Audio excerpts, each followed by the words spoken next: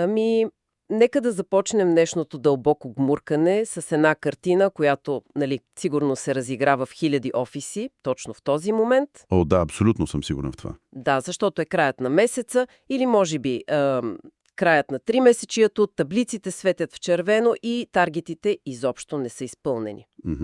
Класическата ситуация. И всички се събират в конферентната зала. Точно така. Свиква се среща на екипа и вместо предложение за решаване на проблема, на масата се поставя един направо брилянтен сценарий, достоен за Оскар. Да, някакъв много драматичен монолог. Абсолютно.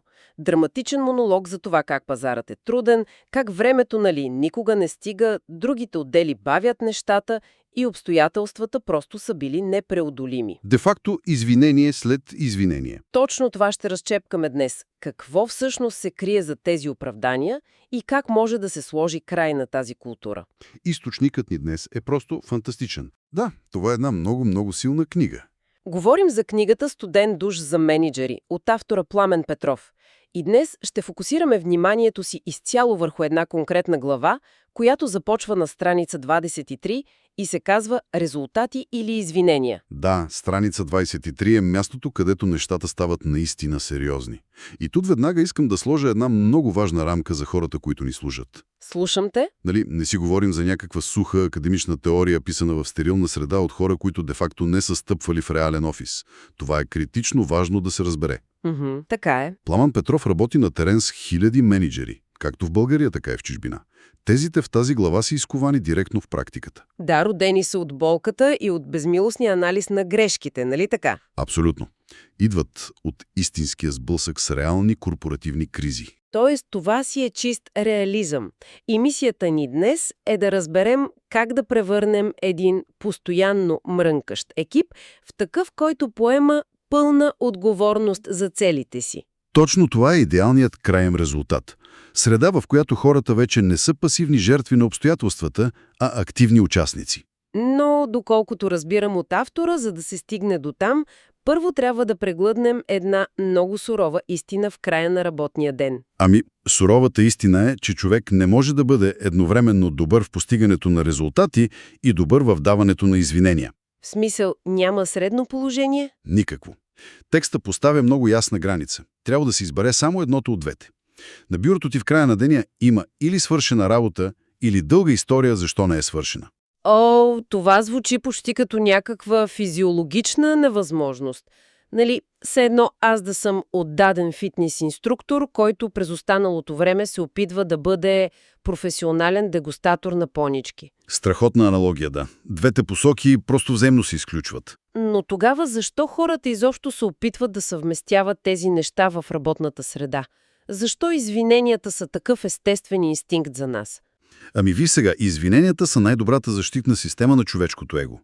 Когато резултата липсва, егото се чувства застрашено. Да, никой не иска да изглежда некомпетентен пред колегите си, нали? И тук спасителният пояс е извинението. То прехвърля вината извън нас.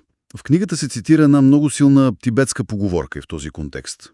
Мисля, че си я спомням. Няма отчаиващи ситуации, има само хора, които се отчаиват в определени ситуации. Точно така. Но все пак авторът прави едно много важно разграничение тук. Идеята не е мениджърите да залитат в другата крайност и да обвиняват хората си за всичко. Да, защото ако един служител, примерно, е затрупан с работа за 3 души и системата блокира, това не е просто изнемислено оправдание, нали? То си е обективен факт. Точно в това се състои разграничението. Липсата на ресурси или техническите проблеми са обективни пречки. Те са факти от реалността. Извинението обаче е историята, която конструираме около този факт, за да снемем отговорността от себе си. Разбирам. Значи, обективната пречка изисква промяна в стратегията, докато извинението иска просто някой да те изслуша с разбиране и да ти опрости греховете. Точно така. Минаваме от нагласата «нека намерим решение» към нагласата «аз не нося отговорност и ръцете ми са чисти». И щом тези извинения са толкова вредни за бизнеса, защо процъфтяват в толкова много екипи? Как стават норма? Защото някой ги подхранва. Именно желязно правило, което Пламен Петров извежда много ясно. Менеджерите винаги получават в повече от това, което толерират. Чакай малко. Тоест, ако екипът постоянно мрънка, виновен е шефът, който ги слуша. В голяма степен да. Толерирането създава перфектната екосистема за тяхното лавинообразно размножаване. Добре, нека спрем тук за момент. Ако един ръководител изведнъж спре да изслушва хората си и започне да иска само резултати, няма ли да стане някакъв тиранин? Разбирам на къде биеш. Нали все пак никой не иска шеф, който повтаря като робот, че не го интересуват проблемите ти. Емпатията е важна. Емпатията е абсолютно задължителна, но има огромна разлика между емпатия към човека и толериране на непродуктивно поведение. Да. Когато ръководителят хвърля внимание върху извиненията, той де-факто хвърля бензин в огъня. Цялата творческа енергия на екипа отива в измислене защо нещо не може да се случи. Да, и излиза, че колкото повече ефирно време отделяш на едно извинение, толкова по-истинско става то за всички в стаята. А най-коварното е, че те винаги имат някаква доза истина. Абсолютно. Никой не се измисля пълни лъжи, защото веднага ще го хванат. Казват, че нямат време и реално наистина са притиснати от сроковете. Използват този факт като едно уютно защитно одеяло. И точно тук се крие капанът за мениджъра. Като чуе тази доза истина, инстинктът му е да се съгласи. Казва си, да, наистина бюджет е орязан, ще отложим таргета. И това създава лош прецедент, нали? Води до психологически феномен, описан като условен рефлекс. Служителите знаят от предишни ръководители, че ако мрънкат достатъчно логично, минава номера. Ага, мозъкът им направо се препрограмира. Вместо да търсят вратичка в стената, започват да пишат есе защо стената е твърде висока. Точно така функционира механизма. И хората се превръщат в професионални коментатори на собствените си неуспехи. Това е плашеща картина. В смисъл, ако толерирането разпалва пожара, а агресивното непокизъм създава бунт, как се излиза от тази ситуация? Какво предлага авторът? Тук книгата предлага един изключително прецизен инструмент. Това е така нареченият Сократов метод. О, това звучи малко академично. Как се прилага на практика? Мениджърът трябва напълно да промени ролята си. Вместо да е спасител или съдник, той започва да задава много специфични въпроси. Въпроси, които променят рамката на разговора. Добре, нека да го разиграем. Защото на теория звучи чудесно, но си представям една изнервена среща в сряда след обед. Давай, избери си извинение. Вземаме най-класическото. Аз съм служителят и казвам, че просто нямаме достатъчно хора в отдела, за да покрием новия обем работа. Какво трябва да направиш ти като мениджър? Ако започна да ти обяснявам защо няма бюджет за нови хора, аз самият влизам в режима на извиненията. Губя лидерската си позиция. И вместо това... Според Сократовия метод валидирам ограничението, но ти връщам топката. Питането ми звучи така. Като знаем, че нямаме достатъчно хора, как можем да постигнем целите си въпреки това? Вау, това е супер директно. Представям си как бих мигала на парцари няколко секунди след такъв въпрос. Ти на практика не отрицаш факта. Точно така. Приемам го напълно, но изисквам решение в рамките на това ограничение. Добре, да вземем второто най-често извинение. Нямаме време. Срокът е абсолютно нереалистичен. И тук не обещавам да говоря с клиента за отсрочка. Задавам въпроса. Ако следвам логиката, въпросът трябва да е нещо от сорта на като знаем, че времето ни е силно ограничено и нямаме допълнителни дни, как въпреки това можем да успеем? Абсолютно точно. И резултата е моментална промяна на перспективата. Изведнъж енергията отива в приоритизиране на задачи и съкращаване на бавни процеси. Невероятно. А има и трети пример в книгата, който е много характерен при нови проекти. Да, класическото нямаме пълна яснота какво точно се очаква от нас. Аха. Значи тук подходът би трябвало да е какво можем да направим днес, за да напреднем, знаейки, че все още нямаме пълна яснота по детайлите. Точно така. Този въпрос направо разбива парализатата. В реалния бизнес идеални условия никога няма. Де-факто принуждаваш екипа да намери първите малки стъпки. Приемаш факта, не спориш с тях. Няма сблъсък на его. И най-важното – превръщаш самото извинение в интегрална част от задачата. В смисъл, извинението вече не е тухлена стена, а условие на пъзела. Да, буквално взимаш техния списък с оплаквания и го правиш списък с рискове, които те сами трябва да управляват. И тук предполагам, че начина по който задаваш тези въпроси е критичен. Нали, ако го кажеш саркастично, ефектът ще е катастрофален. О, това е ключово уточнение. Авторът изрично подчертава, че въпросите трябва да се задават с, както той ги нарича, вярващи очи. Вярващи очи. Звучи ми доста поетично. Какво значи това извън метафората? Означава да излъчваш искрена вяра, че хората срещу теб имат капацитета и уменията да решат проблема. Ти не им даваш решението на готово, защото вярваш в техния професионализъм. Аха, разбирам. И когато решението дойде от самия човек, то вече си е негово. Никой не обича да му спускат решение отгоре. Точно така. Ако сами предложат решението, ще са вътрешно мотивирани да докажат на всички, че идеята им работи. Да, това е формулата за превръщането на пасивните изпълнители в активни двигатели. Книгата го описва чрез две променливи – яснота и усещане за спешност. Ръководителът дава яснотата, задава посоката със спешността и просто се отдръпва назад. Знаеш ли какво ми хрумва, докато те слушам за тези ограничения?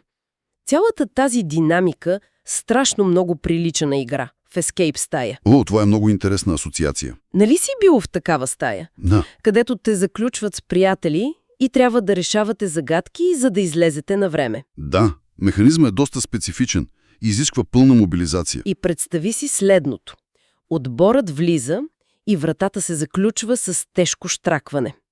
Никой не сяда на пода да мрънка, нали, че е нечестно, че нямате ключ и никой не ви е дал инструкции. Абсолютно. Изобщо не си губиш времето с това. Защото самото заключване е основното условие на играта. Ограничението се превръща в правилата, по които трябва да победиш. Търсиш скрити улики, именно защото вратата е заключена. Това е великолепна аналогия за Сократовия метод. В ескетстата има пълна яснота, че сте заключени и ясно усещане за спешност от големия червен таймер на стената. Да, фокусът на всички е изцяло към намиране на решение, с ресурсите вътре в стаята. Няма как да внесеш инструменти отвън. И ако един менеджер успее да пресъздаде тази същата нагласа в реална работна среда, продуктивността просто ще излети в космоса. Защото цялата енергия от писането на драматични сценарии отива за разкодиране на проблема. но нека бъдем честни. За да се случи тази трансформация, се изисква огромна емоционална дисциплина от менеджера. Да, предполагаме много по-лесно просто да се плъзнеш по течението. Да въздъхнеш тежко и да свалиш целите за месеца. Трудното е да застанеш пред екипа, да запазиш спокойствие и методично да задаваш въпросите, докато съпротивата не се пречупи. И трябва да си много добре подготвен за тишината, нали? Онези дълги, неловки секунди, след като попиташ как да успеем въпреки липсата на хора. О, да. В началото няма да знаят какво да кажат. Трябва да изтърпиш дискомфорта на тази тишина. Без да бързаш да им подсказваш. Точно така. Това е дискомфорта на растежа. Както показва Пламен Петров, ние не променяме хората с заповеди, ние променяме средата, а те сами адаптират поведението си. И така, какво означава всичко това за хората, които ни слушат в момента? Какъв е големият извод от този анализ? Ти как мислиш? Според мен най-важното осъзнаване е, че изборът между резултати и извинения е един буквален житейски кръстопът. И ние сме на него всеки божи ден, с всяка малка задача. Абсолютно. Практическата полза е моментална. Когато спрем да толерираме извиненията, ние даваме на хората си най-големия възможен подарък. Възможността да превърнат ограниченията в причина за своя успех. Спират да бъдат пасивни зрители и стават главни действащи лица. Знаеш ли, ако ми позволиш, искам да стъпя точно на тази мисъл за финал. Искам да предложа една малко по-различна перспектива на слушателите ни. О, заинтригувана съм. Какво имаш предвид? Досега говорихме за мениджъри, екипи и корпоративна среда. Но какво ще стане, ако преобърнем концепцията на автора и я приложим изцяло в личния ни живот? В смисъл, за нещата извън офиса. Точно така. Дали извинението, което повтаряме най-често пред самите себе си, заради което отлагаме личните си мечти или стартирането на бизнес, не е просто защита на нашето его от провал? Вау, това е много дълбък въпрос. И ако е така, какво би станало, ако приложим Сократовия метод върху себе си?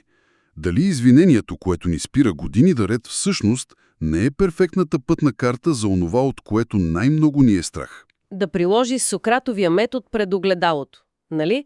Знам, че нямам време и енергия след работа за този личен проект, но как въпреки това мога да направя първата малка крачка още днес? Точно така. Оправданието не като стена, а като карта към потенциала ни. Страхотна финална мисъл. Оставяме слушателите да се замислят над това.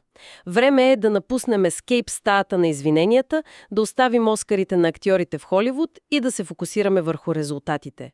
Благодаря ви, че бяхте с нас и до следващия ни анализ.